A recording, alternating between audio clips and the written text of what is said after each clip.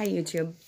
So I'm gonna finish telling you guys about the night that Moal and I really first, like that first initial spark that I would later realize was when he activated whatever it is inside of me that needs to be activated for my my interest to change, my my character changed, quite a lot changed actually, but so basically we were on the motorcycle and he was freezing, he was shaking, and I scooted up behind him and I wrapped my arms around his chest and I squeezed, and he interlocked his fingers in mine, and when he did that, it's like this intense rush happened inside of me, starting right in the center of my chest and radiating out, and it was almost like a euphoric feeling that possibly drugs would give you, but it felt so much more natural and whole. I can't describe it really, but it was definitely special, and I had never experienced it before. So following that, we ended up having our first physically intimate experience that evening, and without divulging a bunch of personal details, I can just say that it was very clear that we had known each other previously in previous lifetimes, and that we were very comfortable with one another for hours from start to finish. It was something that, again, I've never experienced. You know, I have my traumas that I went through as a kid, and sex has always been a really touchy place for me in a relationship. But I had none of that with him. I had no residue, and that was like, it was like breathing for the first time. It was like taking a breath of oxygen for the first time, like I had been holding my breath for 32 years. That's the best way I can describe it. But I went home that day, or the next day, and I felt different. Something was different, and I could not escape him in my head. I mean, I swear to God, this man plagued my mind night and day. I was dreaming about him. I was thinking about him constantly, and I had gotten his phone number, and we were texting back and forth, and you know, there weren't very many crazy events that first year. The first year was exquisite. It is absolutely the happiest time of my life. It was the happiest time of my life. I've since had several revelations on what that really was, things that I was unaware of, and totally made everything void. Side note, YouTube, you'll have to forgive me. Not only are my twin and I in separation, but I don't really know if this man believes that I'm his twin, or if he's using this thing as an excuse to just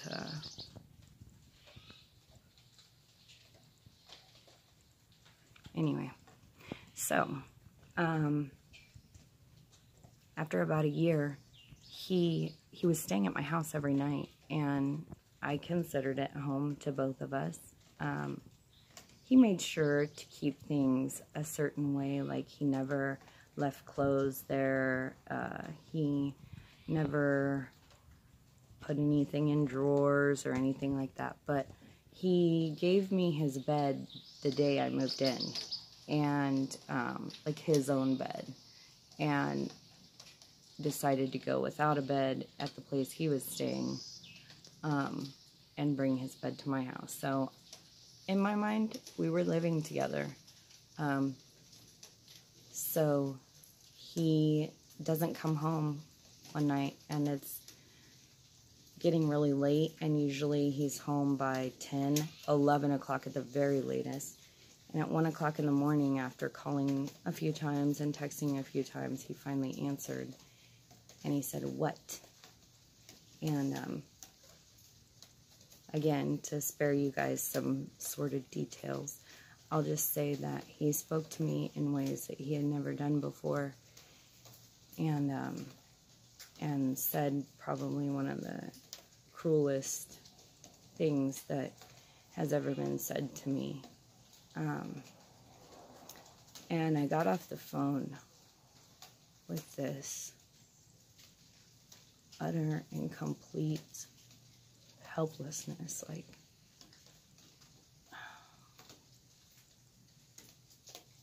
you know, like I wasn't gonna make it. By that point, I was so in love with him. And not 2 weeks before this, I had realized that I trusted him.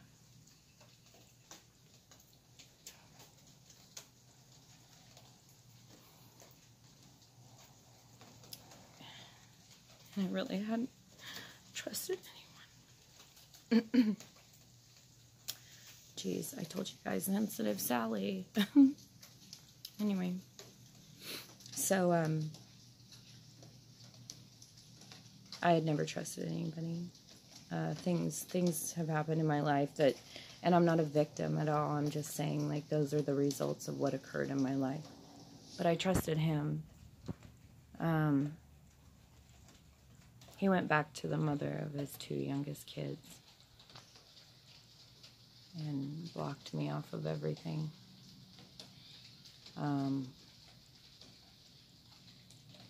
Again, to spare you guys a bunch of details.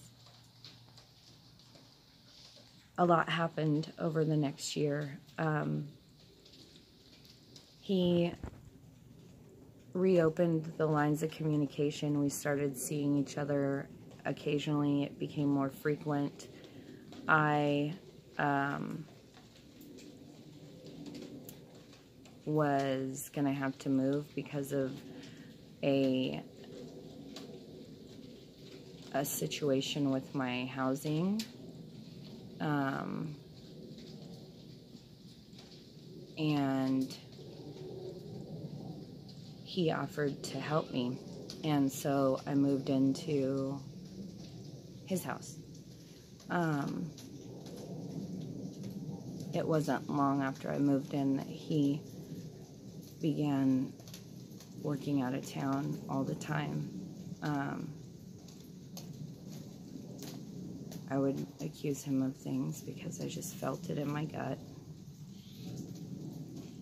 And he would deny them and tell me that I was tearing our relationship apart for making all of these assumptions. And this went on back and forth for a while. And then I felt like he didn't want me at his house, so I told him I would start looking for an apartment. If he wanted to tell me otherwise, then he could text me. He never did. So when I got an apartment, I texted him and said, if you don't want me to leave, text me and I won't. He never texted. I was packing because I got approved and texted him, told him I'm packing. He never texted back. I texted him and said, I'm leaving on this day, and he was there on that day with a truck to help me move out.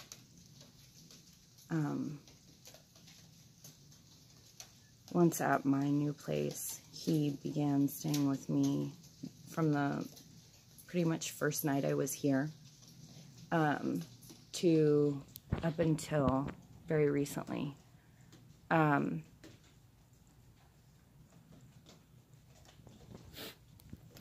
A lot has taken place.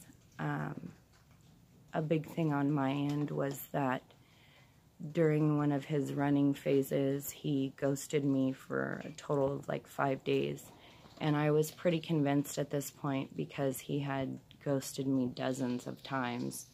And by ghosted, I mean he had literally like cut me off from all communication for days at a time.